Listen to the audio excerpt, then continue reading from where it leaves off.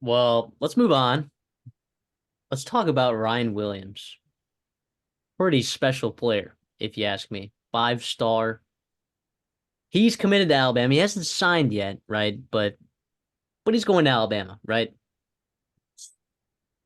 I mean, there's not a real doubt here at all. No. I think he was committed to Alabama, decommitted when Nick Saban left. I think he's gonna wind up in Tuscaloosa. Yeah, and by the way, if you're a wide receiver and Kalen DeBoer moves into your situation, the guy who has, I don't know, a pretty decent track record with Ryan Grubb developing receivers, you would think that, you know, I understand the decommit, right, and step back and look at your recruiting like in a whole as a whole. But it feels like sticking with Kalen DeBoer with this level of talent feels like the right move for him, likely. So, am I correct in saying that? Probably. 100% agree. I think Auburn. We had a lot of Auburn listeners who were really frustrated because it was kind of in Auburn, Alabama. I know he took a visit to Texas A&M as well, but I think Alabama, Auburn were kind of battling it out. And I think when he decommitted from Alabama, I think a lot of Auburn fans had a lot of buzz around Ryan Williams potentially coming to Auburn. But I think with the Kalen DeBoer signing, what better head coach to play for if you're a wide receiver than a guy that is going to put out 3 NFL draft picks from that wide receiver position at Washington. This one, in my mind, made a ton of sense for Ryan Williams. Yeah, that So that yeah, has to play. I know you're the biggest, well, not the biggest, but you are the biggest Ryan Williams fan that I know.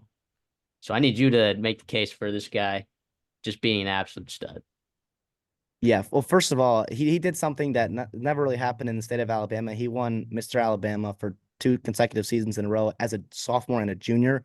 Right, people kind of gets brushed under the rug of how impressive he is and how highly rated he was in this closing class when they finally updated the rankings. But he is a 2025 original. He got reclassified to 2024, so he's a junior, and he'll still come in and I think compete for playing time right away, even though he should be, getting ready for his senior season in high school.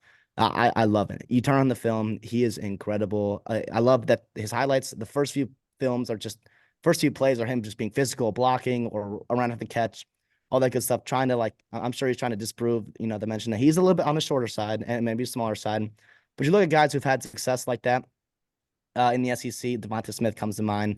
And obviously, it's lofty expectations, a Heisman Trophy winner, first round pick. But I think that's real when it comes to Ryan Williams.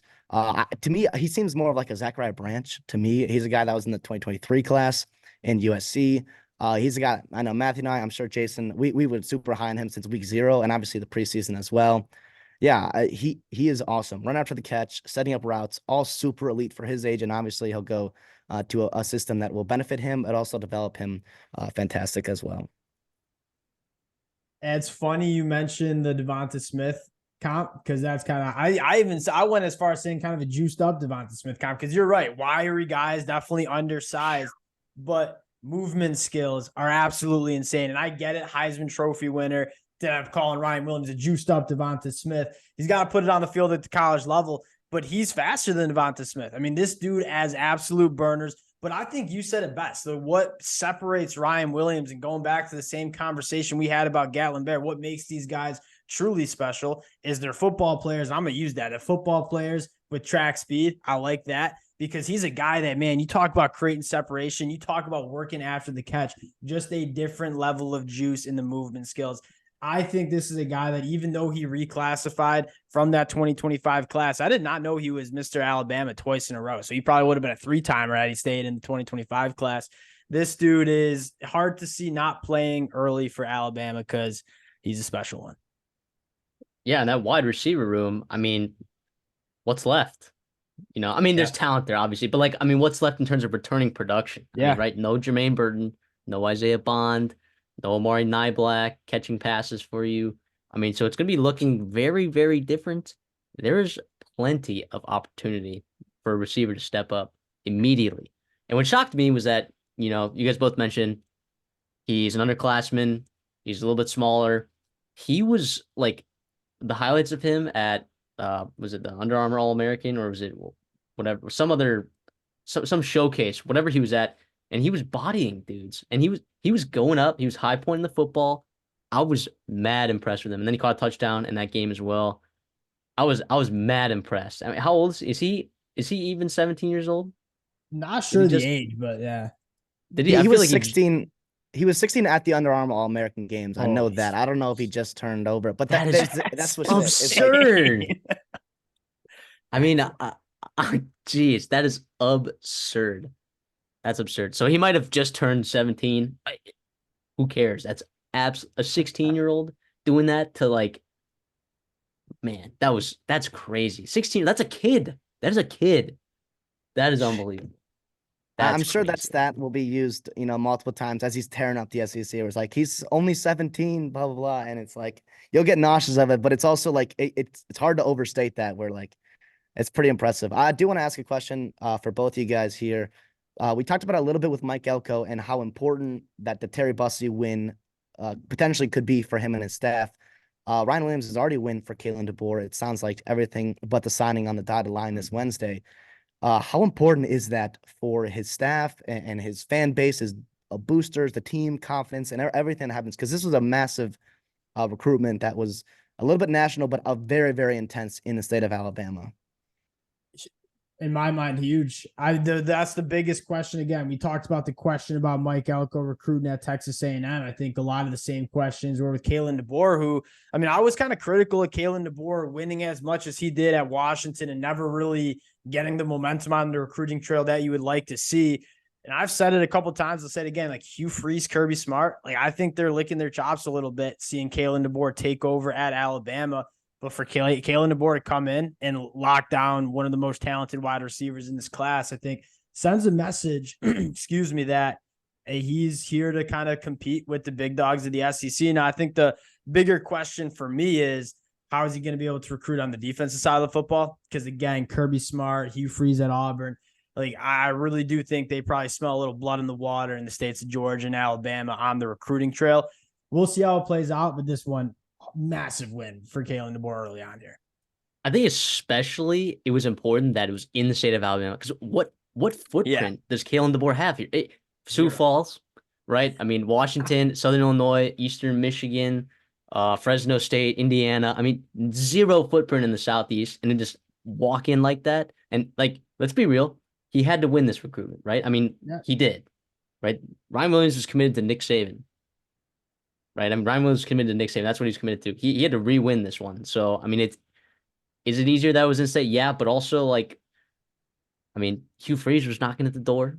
Steve Sarkisian was knocking at the door. Holman Williams goes over to A&M. He's knocking at the door. I mean, that's crazy to me. This was really impressive for me by Kalen DeBoer. So I agree with everything you said, Jason. Those are all the coaches that worked 18 plus months to build a relationship with Ryan Williams, and they come in 30 days and expedite that process. Like, that is super impressive. Obviously, you mentioned defensively, different story, but offensively, this was kind of like the perfect storm, I guess, for you, for that staff there, because of all the success that just happened with their receivers, Roma Dunse, McMillan, and Polk. But obviously this was massive. I'm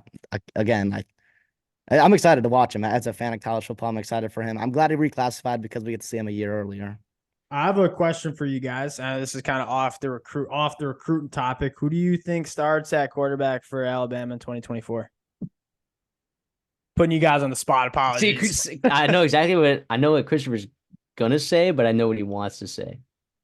I mean, I have to say Milroe, right? If you're telling me, like, if I only have to pick the quarterbacks on this roster right now, because there were some rumors that they went after Fafita. Those were kind of a little bit, I don't know if those were true or not, but there was some money thrown around allegedly for Fafita. But yeah, I think I have to go Milroe. I really like Dylan Longerum. I really, really like him. Yeah, I had a feeling you were gonna say that. He's super sneaky. He could generate a lot of buzz last spring, and even the fall camp when that quarterback competition was still up for grabs. I don't know. I don't think Austin Mack's quite ready yet. I don't think he's coming in to start day one, but I don't know. I think there's some viable options. We'll see. Milroe. That's kind of my question, though, because I just look at what Kalen DeBoer wants to do, and can Jalen Milroe do that? I think that'll be a massive question. My pick's actually Austin Mack. I think DeBoer brought him over for a reason. So that's who I'm going with. But that's, I think, a bigger story that I think a lot of people are talking about for Alabama is who's going to be playing quarterback for them in 2024. No, absolutely. That's a huge one. And like, Like Austin Mack, he's large, right? He's got the size, right? I mean, big. like he's not as thick as Jalen Milroe, but he's got the size.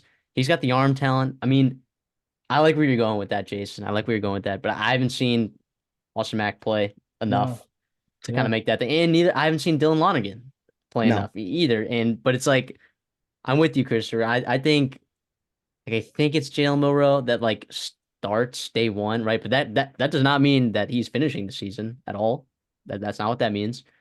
But I am kind of secretly rooting for Dylan Lonergan. I really like that guy. That guy's got an absolute seed of an arm.